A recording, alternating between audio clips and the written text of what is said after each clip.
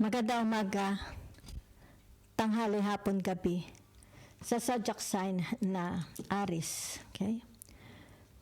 With the fire elements, Lola Baby, nagpapakilala po. So bigyan ko kayo ng reading, simula po ito ng August 21 to August 28. So let's see the energy, okay? Energy is very fluid, pwede magpabago-bago, ha? So, tingnan po natin the energy, okay? Para sa inyo. Teardrops. Meron ditong tinatawag great personal sorrow. Yan, ha? Meron kayong, it's like pinagdadaanan, di ba? You have personal sorrow. Maaring baka kayo or loved ones ninyo, di ba? Yan. Frying pan. Meron ditong trouble accusations, di ba? Ibinabato sa inyo o kayo ang nambabato, di ba? So, scissors, disappointment in some affair, di ba? Yan. Maaring sa trabaho, sa ibang tao, di ba? Sa friends, sa family. Happiness, yan o.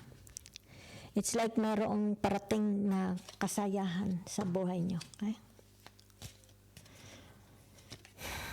Ear, mayroong good news. Di ba? Yan kaganda. Okay? Maganda. Meron ditong harp, great happiness. Yan o. Ay, maganda ha. Okay. Napakaganda. Napakaganda pong vibration ng inyong energy. Eagle, triumph over troubles, obstacles. Yan. Ibig sabihin nito yung tinatawag, nakawala na kayo. Di ba? Na-resolve ba? Yan. Sa korte man ito, sa mga pulis, sa barangay, sa relationship, sa marriage, sa trabaho. Let's see your first tinatawag na energy ninyo sa workplace, sa career ninyo, sa pamimera, di ba? Pwede rin sa investment, kung kayo is may mga negosyo, di ba? Yan. Business pala, di ba? Current cryptocurrency, buy and sell, OFW. Basta't may kilalaman to sa tinatawag na pangkabuhayan. Okay? So, meron ditong tinatawag a great loss, di ba? Yan. Maybe sabihin na natin because of recklessness, okay? Be very, very careful, okay? About making decisions, about your tinatawag pagbibitaw ng salita, okay? Maaring sabihin na natin ito'y mauwi sa tinatawag na unsuccessful business, di ba? Unsuccessful transaction, okay? Okay, so let's see. So, meron ditong tinatawag na it's like hindi nag-iisip, di ba? Pabigla-bigla. Okay? Yan. Yan ha. So, maaaring itong tinatawag magkakaproblema. Pabigla-bigla. The Seven of Swords, di ba? Yan. Kumbaga dito yung tinatawag, maaring hindi na sinasala ang kanyang sinasabi, di ba? Be very, very careful of your words. Ito yung tinatawag, maaring sabihin na nating mabilis siyang mag-pinpoint, di ba? Accusations. It's like mabilis siyang magbintang, di ba? Yan. Be very, very careful. Dahil ay baka mahulog. It's like ikapahamak ninyo, di ba? Yan ang kung kayo man itong magbibintang, 'di ba? It's like walang basehan, okay? Ikaw ang magbibintang o ikaw ang pagbibintangan, 'di ba? Ibig sabihin niyan mag-iingat ang taong ito. Especially kung walang basehan dahil baka tinatawag ma-discredit, okay? Ma-discredit ang kanyang pagkatao, 'di ba? Yan. So, naririto ang tinatawag na the chariot, di ba? So, ibig sabihin nito, it's about tinatawag na movement, di ba? Yan. Maaring a change of plan, a change of direction, at handa na kayo for a new job, di ba? Maaring sabihin na nating mag-a-apply na kayo, 'di ba? Yan. So nagbabadya, okay? Yan. So naririto ang tinatawag, magkakaroon ng big transition, 'di ba? Sa inyong, kung kayo man is sabihin nating magbabago ng pagtatrabahuhan, okay? Ito yung tinatawag paghahanda, okay, sa inyong tinatawag na haharaping bagong buhay, okay? Yan, bagong trabaho, 'di ba? Okay. Okay, so that's it I see for you, 'di ba? Yan. So ibig sabihin nito, maaring sabihin na natin you're very very tired of bawa sa paglilingkod sa inyong employer, 'di ba? Pagod na kayo. So gusto niyo naman, it's like tinatawag bagong air, bagong environment, bagong surroundings, bagong boss na pagsisilbihan. Kaya yan, no? Diba? So ibig sabihin nito, tinatawag na maaring sabihin na natin hindi mo kasundo yung boss ninyo. So gusto mo nang tinatawag ka-aura mo, 'di ba? Ka-soulmate mo, yung bagong boss, bagong sabihin nating bagong mga empleyado, 'di ba? It's more about sa career niya tayo trabaho, ha? Okay. So let's see your tinatawag na love romance, 'di ba? Maaring kayo may asawa, walang asawa, byudo-byuda, separated, 'di ba? Maaring nobyo-nobyo lang o kaya divorce, 'di ba? Kung ano man, kayo na lang po, kaya general, ha. So meron ditong tinatawag na the Eight of Cups. Okay, wala na silang gana. It's like yan, 'di ba? Yan. Hindi na sila interesado, 'di ba? Yan. Maybe sabihin na natin nanawa na sila, okay? Nananawa na sila. Yan, sa relasyon nila, okay? So gusto naman nila maghanap ng bago, 'di ba? Okay? So narito from the Eight of Cups to the Nine of Cups. Yan, ha? Okay. So meron ditong pusa, merong crabs, 'di ba? Maybe you are in a relationship with tinatawag Cancer, Scorpio, Pisces, 'di ba? Yan.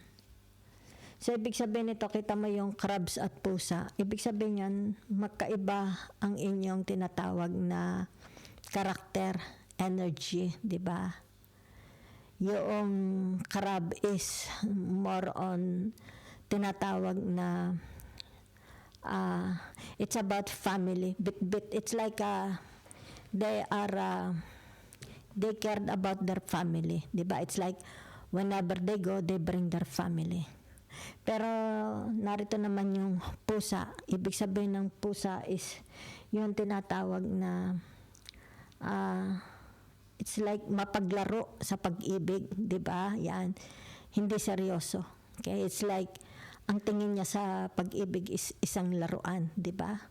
So maybe ibig sabihin nito, may kinalaman ito sa tinatawag mga naging experience ninyo sa pag-ibig, 'di ba? Yan. Kung kaya meron ditong tinatawag, yan, ha, umalis na. Okay? So, what I see here is tinatawag na merong Aries, okay? Na hindi ko alam kasi meron ditong sandcastle, 'di ba?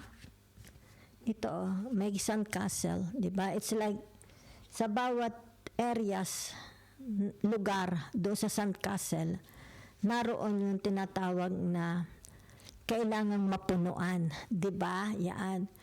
So ito yung tinatawag maaring dreams ng isang Aries, 'di ba?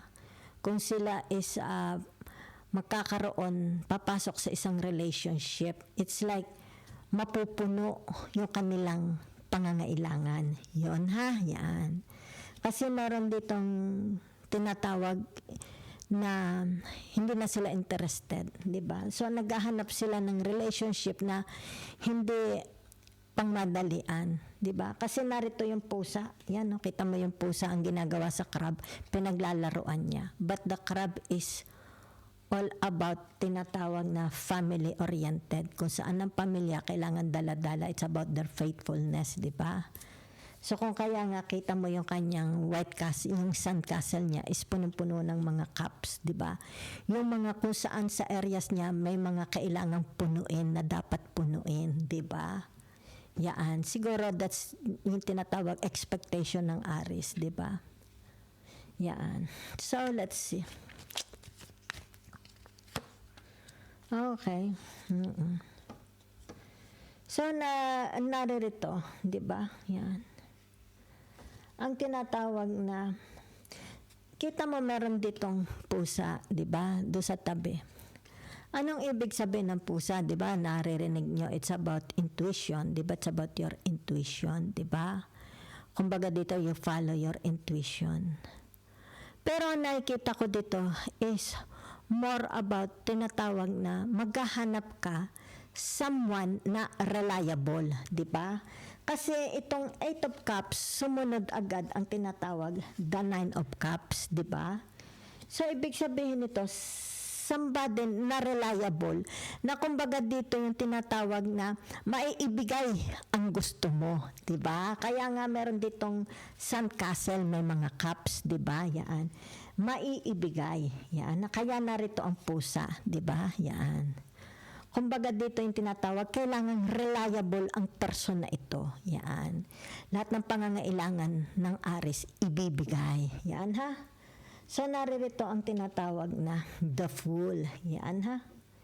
Yan. So, hindi ko alam bakit narito ang the Fool. Maybe sabihin na natin, they are happy na nakawala na sila. Diba? It's something like nakawala na sila dito sa tinatawag 8 of Cups, 'di ba? Maaring sabihin na natin it's full of burdens, 'di ba? Masyadong mabigat. Yan, burden sa kanila ito. Kaya dito, they are very very happy na wala na sa kanila ang burden. So, it's all about kaya sumunod ang the 9 of Cups, narito ang tinatawag the Fool, 'di ba? It's like tinatawag na kung nakaalis na sila sa 8 of Cups, 'di ba? Sa 9 of Cups, ibig sabihin niya, why not? Pero this time, ang gusto nila, yung talagang tinatawag, tututuhanin, di ba? Yan, tututuhanin itong relationship na ito. Someone na, sasabihin natin, dependable, okay? Yan. Tinatawag na merong commitments, talagang commitments, di ba? Yan. So, tingnan naman natin ang inyong tinatawag family, 'di ba? Friends, 'yan ha. Kasama na siblings, cousins, relatives, kasi naman ito ha sa buhay ninyo. Okay? Let's see. So naririto ang the moon, 'di ba? Pag sinabi mong the moon, ibig sabihin nito, nalulungkot kayo, 'di ba? It's like you are missing someone. Maybe sabihin nating malayo ka sa namimiss mo ang magulang mo, 'di ba? Your deceased parents, halimbawa kung byuda kayo, 'di ba? Maybe you miss your children, you miss your brothers, sisters. Kasi dito nakikita mo, 'di ba? Maybe you have a dog, yan, may mga alaga. Pero nakikita dito, nangungulila kayo sa inyo, halimbawa mga kapatid, 'di ba? Nangungulila kayo. So dito narito ang tinatawag the Knight of Cups, yan, okay? It's about your happiness. Very very tinatawag na more outside. You love fun, di ba? Maybe you love tinatawag na sports, di ba? Playing ping pong, di ba? Masyado kayong active. It's more about outside ang nakikita ko sa inyo, di ba? Yan, no? Kaya dito nakikita ang tinatawag the 5 of Wands, di ba? Yan. Marito yung tinatawag na sumasakit ang ulo ninyo, 'di ba? Sa tinatawag na family involvement, 'di ba? Maybe they are your siblings, they are your cousins, 'di ba? Yan.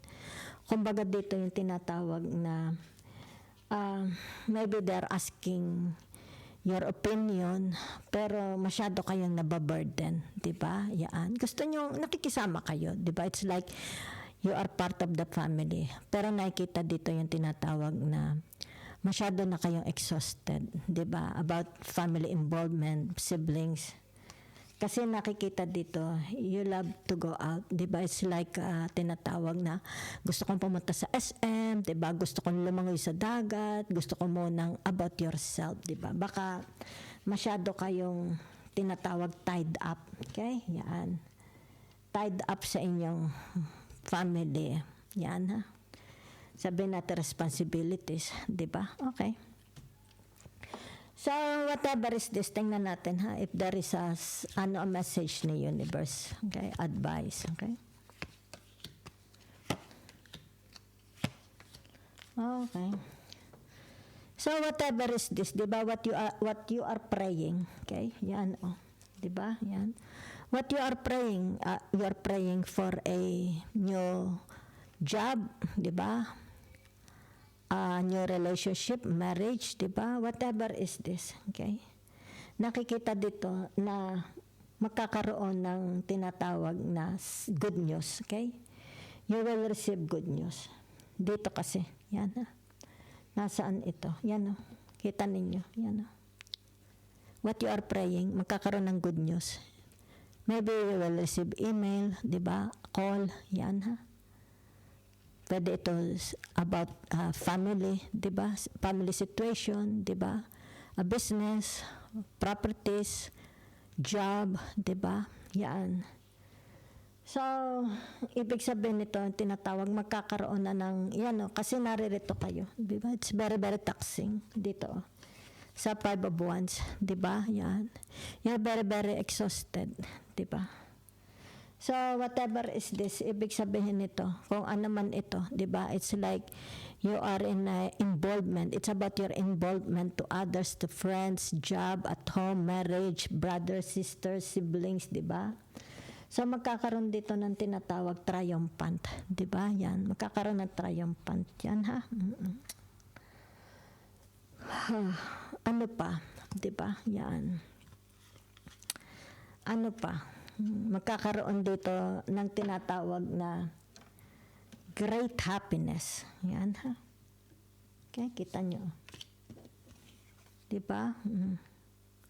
It's about your great happiness. Good news. Kasi kaya ito yung the Queen of Cups. It's like i-rebuild. Diba? Okay. So, ibig sabihin nito, tinatawag na you don't feel, you are frustrated. It's like troubled. You are very, very troubled. Diba?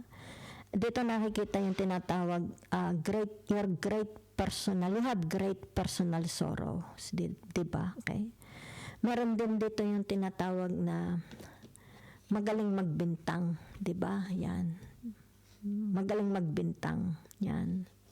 Kumbaga dito, wala siyang ebidensya, wala siyang pinagbabasihan, pero mahusay magbintang ito, okay? So, nakikita dito yung tinatawag na it's about disappointments, di ba? It's about your disappointment in nakikita kasi of some affair, di ba? Maaring sa trabaho, di ba? Maaring sabihin natin masyado silang demanding, family man ito, trabaho, okay? But nakikita naman dito, yan, magkakaroon dito ng great triumphants, great happiness, good news, okay? Happiness, yan o. Magkakaroon ng tinatawag movements. It's like you will fly like a bird. Kasi narito ang tinatawag the Queen of Swords, yan o, transition, di ba? Pagbabago, yan ha. Malaking pagbabago, di ba? It's like, kung ano itong you are imagining, di ba? Yan o, the castles in the sand, di ba? Mapupuno. Yan. Kung saang areas ito na wala sa buhay mo, mapupuno. It's like your cups will be filled. Okay? Yan. Nang tinatawag great happiness, di ba? So kung ano man ang laban mo ngayon, di ba? Kung saan ka man naroon ngayon, magkakaroon tinatawag triumph over troubles. Okay? Maalis na itong tinatawag mga obstacles din. Okay? Sa inyo. Thank you very much.